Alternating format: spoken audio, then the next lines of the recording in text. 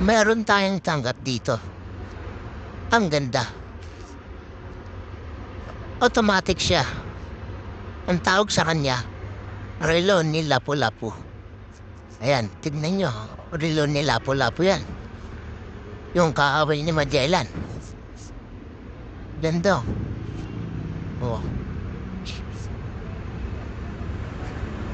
Yung customer natin, turo na turo. Parang gusto niya siya na lang mag-adjust.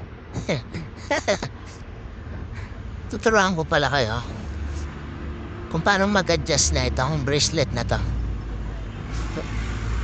Relo ni Lapu-Lapu. Ayan, paano nga? Itigan lang natin yung bracelet kung paano. May mga butas. Susundutin lang natin yan neto. Ganyan lang po ang tamang pagbabawas ng bracelet. Panoorin niyo lang po. Ayan. Sobrang linaw. Ang lakas kasi ng araw dito. Akala nyo 10 bumbilya ay nakatutok sa akin. Sobrang liwanag ng video ko. Pero ang liwanag ko lang ay araw. Hanggang dito sa pwesto po pasok ng init ng araw. Kaya huwag kayong lalabas ng bahay niya. Ayan, nabawasan na po natin.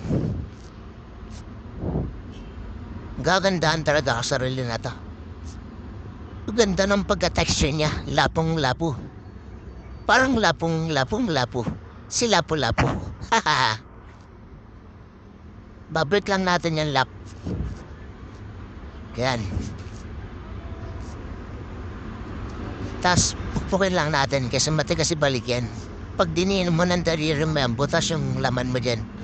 Kaya kailangan pukpuk ni Lapu-Lapu ang dapat gagawin dyan. Ayun, kabila naman, babawasan natin para balance. Tutusok niya lang yan, no? Yung sa balit na butas. Plus, pag tinulakan nyo, parang ganyan, lalabas na yan. O, diba? Basic lang. Yung pabila rin. O, diba? Ganun lang mag-adjust.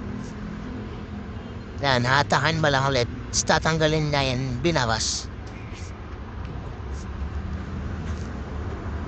Tapos, babalik mo lang ulit yung lock. O, diba?